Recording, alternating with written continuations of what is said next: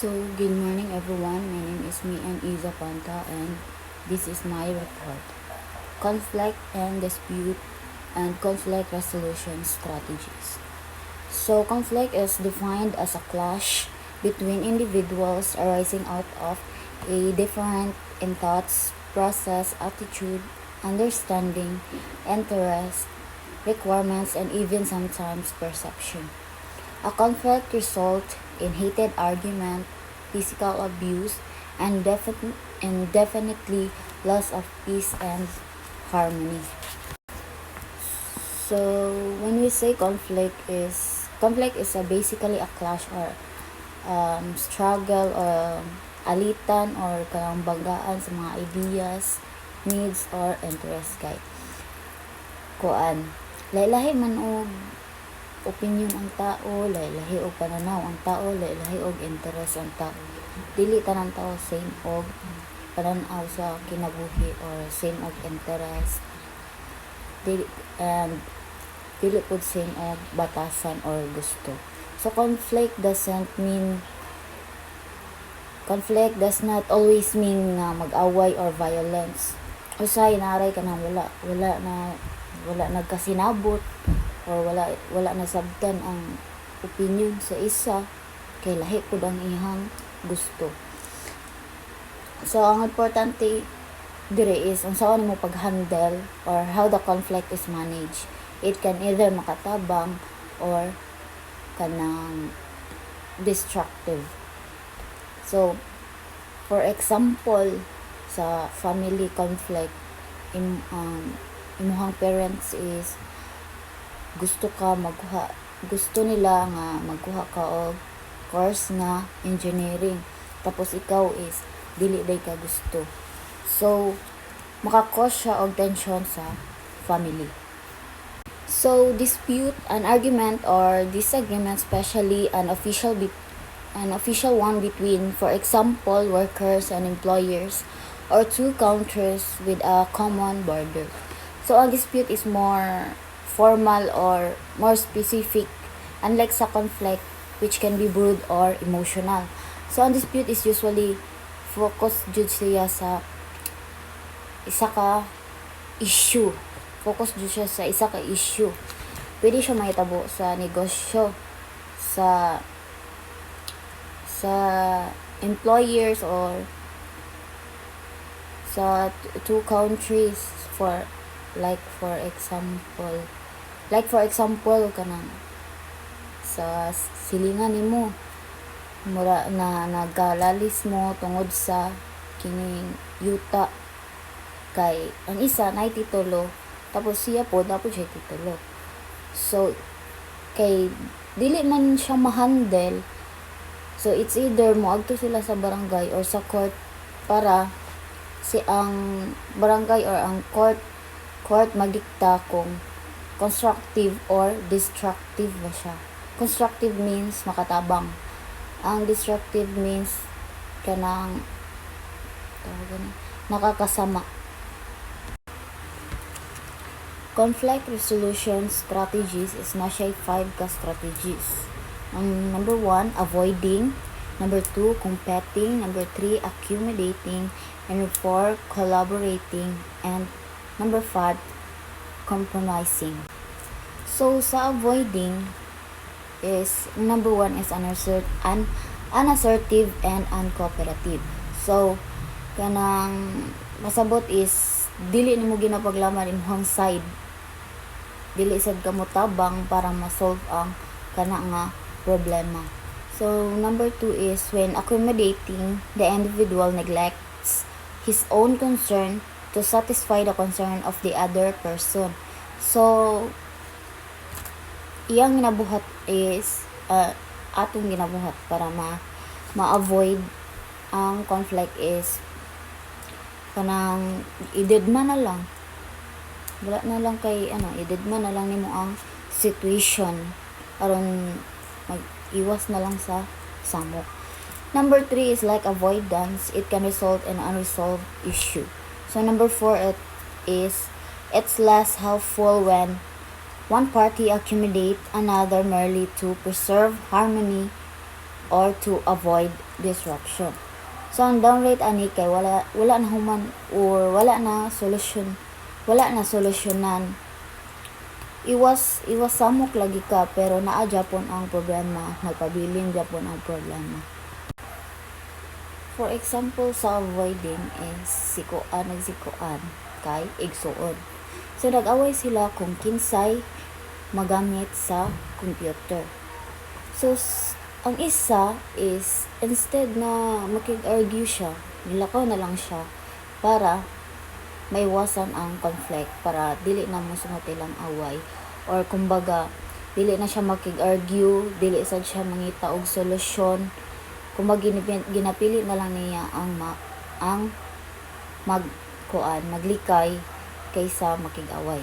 So sa competing is number 1, assertive and uncooperating. So ginapaglaban jud nimo ang imong sariling gusto, which mean assertive.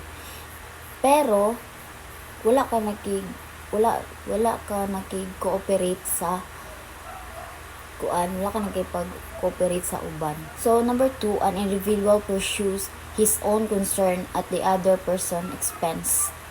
So ginauna nimo imong sarili nga interest bisan dili nimo makauban or dili nimo masunod ang gusto sa pikas side. Number 3 means standing up for your rights or simply trying to win. Ang imong focus diri is ipaglaban imong karapatan or sigurado jud nimo nga ikaw ang madaog sa conflict. So number 4 is used by people who go into a conflict planning to win. So pag enter pa mo sa conflict kay conflict pero imong mindset kay dapat ako jud ang madaog, bahala na ang pikas side, ang importante ako ang madaog, kumbaga nga imong mindset. So number 5 is might work in sport or war, but it's rarely a good strategy for group problem. So effective siya sa competitive like sports or kanang mga debates or war kay kanang sa sports na ay clear nga winners na po'y losers. Pero sa group problem solving dili siya pwede kay makakos man siya or makaguba siya og teamwork or makaguba siya og relation. So, other examples sa competing, for example sa office na ay promotion na mahimong PL. So sikuan pareha sila ang duha nga interested ana nga posisyon nga mahimong team leader. So sikuan gipakita jud niya nga deserving siya, nag-overtime siya, nagpasa siya og mga extra nga project og wala siya nag-back down na bisan kabalo siya nga gusto pud sa pikas side ang position. So competing strategy niya is gipugos jud niya na makuha iyang gusto bisan conflict. Usually iyang mindset is I win, you lose. So focus siya sa iyang goal nga makuha ang position, bahalag dili masunod ang pikas side. So sa accommodating is number 1, unassertive and cooperative.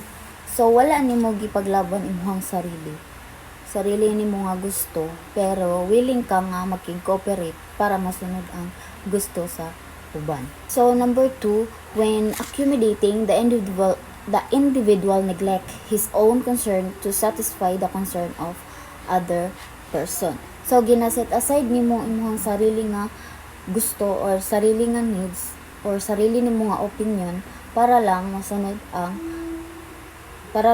ang opinion or masunod ang gusto sa pikas side. So number 3 is like avoidance. It can result in unresolved issues. And 4, it's less helpful when one party accommodates other merely to preserve harmony or to avoid disruption. So for example sa accommodating, si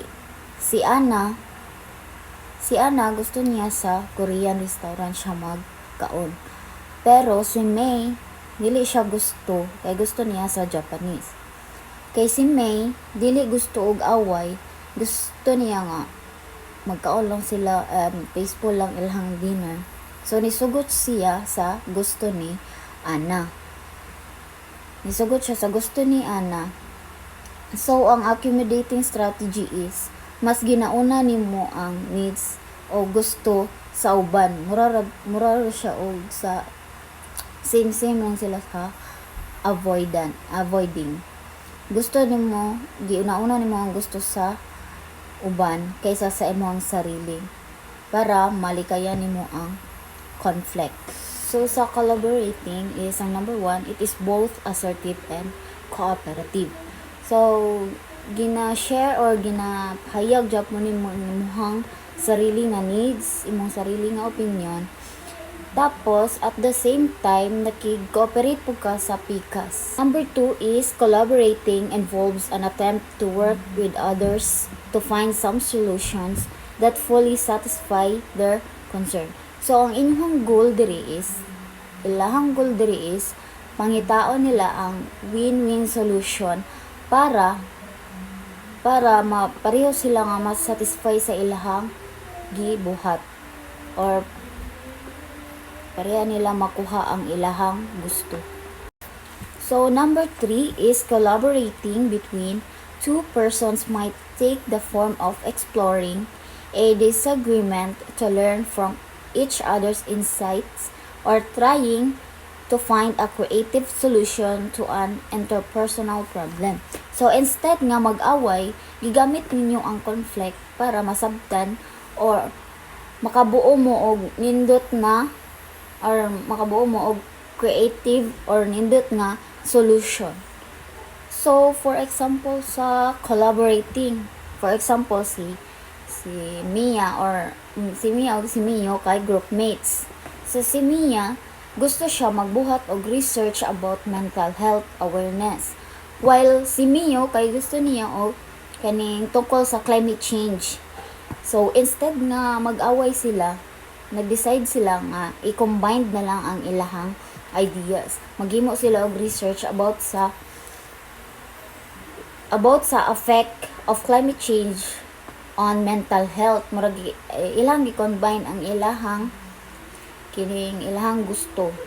So para makuha nila ang win-win solution, dili lang isa ang mosunod kung pareho nag-contribute or para makabuo sila og nindot na og creative nga result. So, sa compromising, number 1, it is moderate in both assertiveness and cooperativeness. So, dili nimo masyado nga ginapilit ang imuhang sarili. Pero dili totally nga nagaparaya na lang ka or asagdan na lang nimo. So, number 2 is the objective is to find some expedient, mutually acceptable solution that partially satisfies both parties. So, ang goal kay pangitaon ang middle ground kung asa ang both parties pareho makakuha bisag dili 100%. So, number 3 means splitting the difference between the two position or seeking a quick middle ground solution. So, ang number 3 is murag kumbaga kanang let's say tunga ta or mag-meet halfway na lang ta. Mag-meet halfway na lang ta para walay madaog, wala say mapildi. So, ang number 4 is ma-view siya as patas. Kay pareho man naa sila'y sacrifice o pareho nga naa sila'y makuha. Bisag na totally satisfied para sa tanan pero at least patas eh. For example sa compromising. So, example si Ana gusto niya magbakasyon sa Baguio pero si May gusto niya nga sa Boracay lang.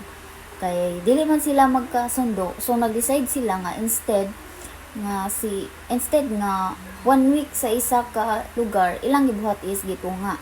So 3 days sa Baguio and 3 days pod sa Boracay. So Compromising is about meeting halfway, parehas nay sacrifice. Dili man full ilang gusto o full ilang makuha, pero at least